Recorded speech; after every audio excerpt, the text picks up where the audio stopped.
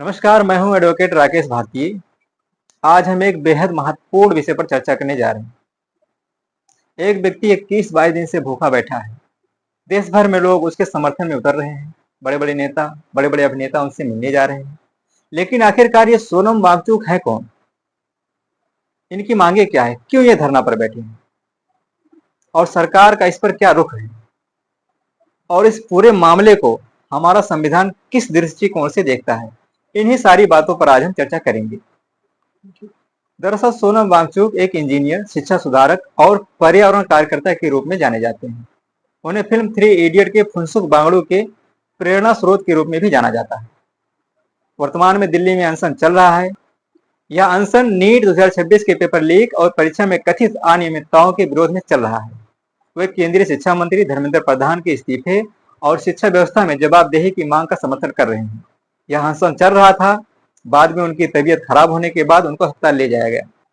अब सबसे महत्वपूर्ण प्रश्न यह है कि क्या हमारा संविधान अनशन और प्रदर्शन करने की अनुमति देता है? तो दोस्तों, भारत का संविधान हर नागरिक को अपनी बात रखने का अधिकार देता है। आर्टिकल 19 सब क्लॉज 1A यानी कि अनुच्छेद 19(1)(a freedom of speech and expression की बात करता है। वहीं आर्टिकल 19 सब क्लॉज 1B यानी कि right to assemble peacefully without arms यानी प्रत्येक नागरिक को शांतिपूर्ण और बिना हथियार के एकत्र होकर प्रदर्शन करने की अनुमति देता है।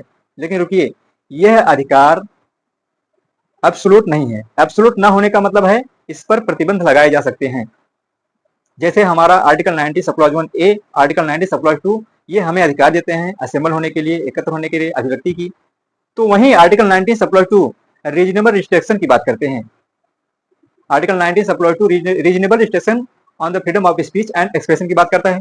वहीं article 19 sub clause 3 reasonable restriction on the right to assemble peacefully की बात करता है।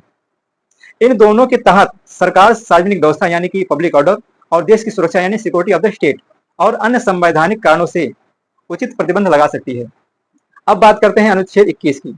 Article 21 protection of the life and personal liberty की बात करता है।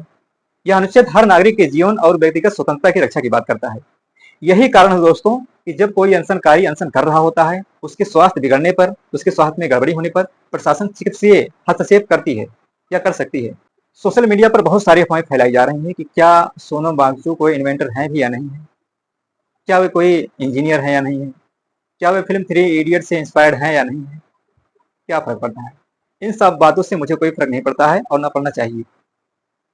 अगर वो एक साइंटिस्ट होते तो भी कोई बात नहीं होती, अगर वो एक आम आदमी होते तो भी कोई फर्क नहीं पड़ता मुझे।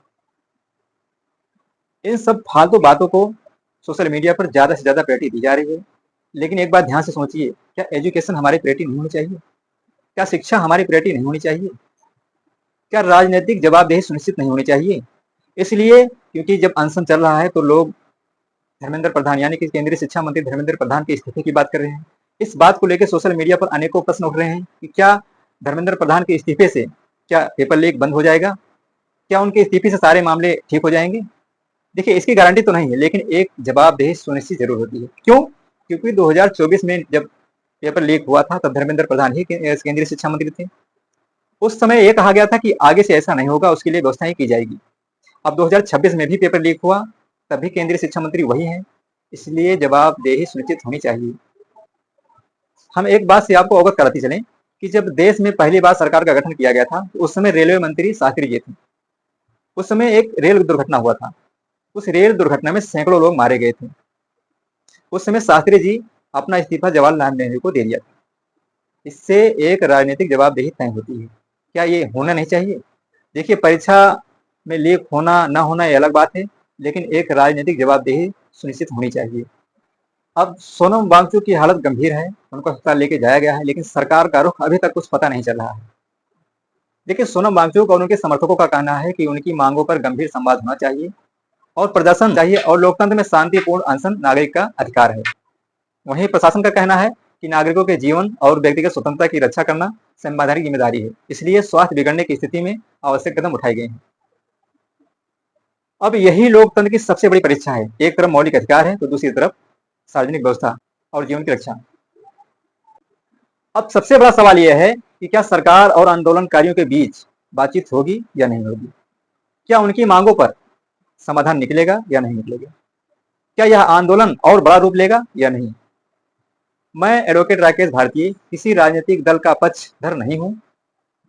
मेरा उद्देश्य केवल कानून और संविधान की दृष्टि में तथ्य को आपके सामने रखना है। अब इस सारे मामले में आपकी क्या राय है, आप कमेंट में जरूर बताएं। अगर वीडियो आपको अच्छी लगे तो वीडियो को लाइक करें, शेयर कीजिए और चैनल को सब्सक्राइब कीजिए। नमस्कार, जय हिंद।